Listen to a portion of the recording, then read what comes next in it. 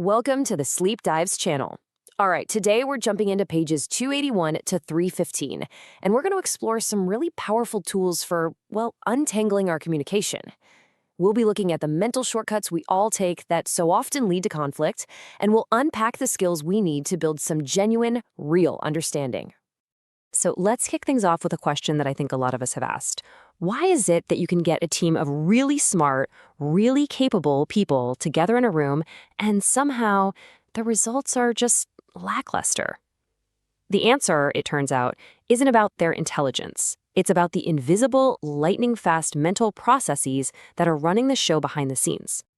Okay, here's our game plan. First, we're going to climb something called the invisible ladder to see how we leap to conclusions. Then, we'll get personal with your left-hand column to drag our hidden thoughts into the light. After that, we'll get into the fine art of balancing advocacy and inquiry, look at some super practical tools, and finally, figure out how to turn all this into a skill that actually sticks. Right. Our first tool is a metaphor, and honestly, it's a brilliant one. It's called the ladder of inference, and it perfectly describes a mental journey that you and I take probably dozens of times a day, almost always without even realizing it. Now, the really wild thing about this is the speed. I mean, this isn't some slow, deliberate, logical process. It's a snap judgment. We grab one little piece of raw data from the world, and in a blink, we scramble up a series of mental rungs to land on a belief or an action. It's so automatic that it feels like we're just seeing reality, when actually we're building our own version of it. Let's make this real with the example here. So the bottom rung, the foundation, is pure observable data. The meeting was set for 9 a.m. and John walked in at 9:30. He didn't say why. Okay, that's a fact. But just watch how fast we climb. Next rung up, we start adding our own meaning. He knew when the meeting started. He chose to come in late. From there, we make a huge leap to a generalization. John is always late. And that's how we get to the very top, a solid, concrete belief. We can't count on John. He's just unreliable. See that? We went from one timestamp to a complete character assassination in just a few seconds. And here is the absolute kicker. Once we've formed that belief at the top of our ladder, it doesn't just hang out up there. Oh no, it becomes a filter for reality. The very next time we deal with John, we're now unconsciously scanning for evidence that proves he's unreliable. This is the reflexive loop. Our beliefs literally change what data we even notice, which then, of course, reinforces our beliefs. It's a cycle that can be incredibly difficult to escape. So if this ladder of inference is all happening inside our own heads, how in the world do we become aware of it? Well, that brings us to our next tool. It's a really powerful diagnostic exercise called the left-hand column, and it is designed to expose that massive gap between what we're thinking and what we're actually saying. Just take a look at this conversation between Jim and his supervisor, Todd. On the right, you've got the actual dialogue. It's polite, it's professional. Jim is saying things like, "I'm happy to talk through any changes." But look over on the left, in his hidden thoughts. It is a completely different universe. He's thinking his constant changes are the real reason we're behind schedule, and it's such a shame I can't just tell him he's the problem. This disconnect right here is the breeding ground for misunderstanding and dysfunction. Now, the real power of this exercise isn't just writing it down. It's what you do with it afterwards. By looking at your own left-hand column, you can start to ask some really profound questions. Why didn't you say what you were really thinking? What were you assuming would happen if you did? What was the cost of playing it safe? And what was the payoff? Answering these honestly is the first real step to breaking out of those old, unhelpful patterns. Okay, so we've done some internal reflection. We've seen our hidden thoughts. How do we actually use that to have better conversations? Well, the next step is to learn how to test our assumptions out in the open, not just reinforce them in our heads. And that requires a really delicate balance. I absolutely love this visual of the palette of conversation. Think of advocacy, that's stating your view, and an inquiry, that's asking about their view, as two primary colors. Now, most of us are pretty good advocates. We know how to make our point.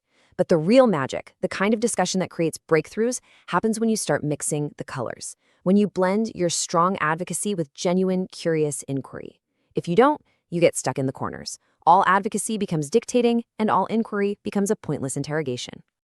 This phrase right here, this is basically the golden recipe for a balanced conversation. It does two things so perfectly. First, it advocates with transparency.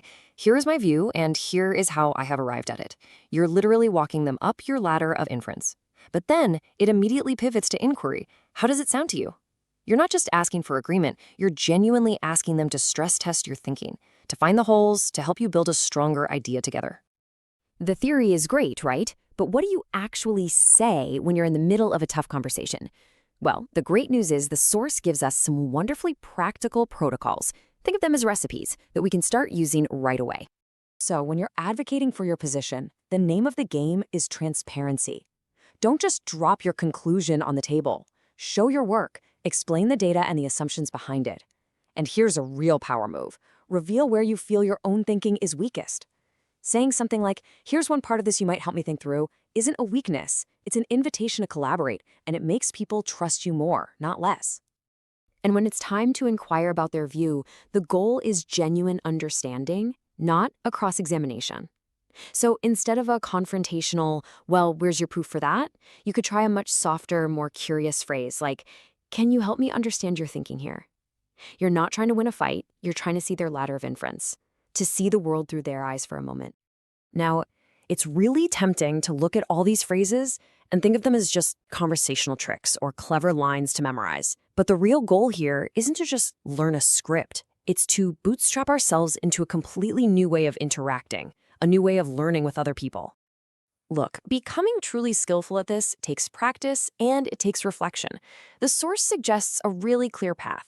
You start by using the recipes. Then, after a tough conversation, you go back and examine it. What worked? Where did you get stuck? As you do this over and over, you'll start to develop your own general strategies. You'll get better and better at genuinely seeing things from their point of view. And eventually, you'll feel comfortable enough to ask for feedback directly, turning every single conversation into an opportunity to learn. So let's wrap this up with the big takeaways.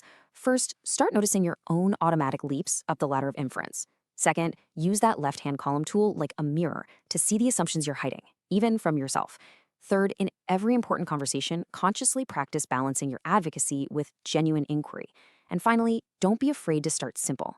Using those conversational recipes is the best on-ramp to building this as a real, lasting skill. And that leaves us with one final thought. I want you to think about the single most challenging, frustrating, or stuck conversation in your life right now. You know the one. What do you think would happen if, the next time you had it, you decided to simply make your reasoning visible and then you genuinely invited the other person to explore it with you? Just think, how might that one small shift change everything?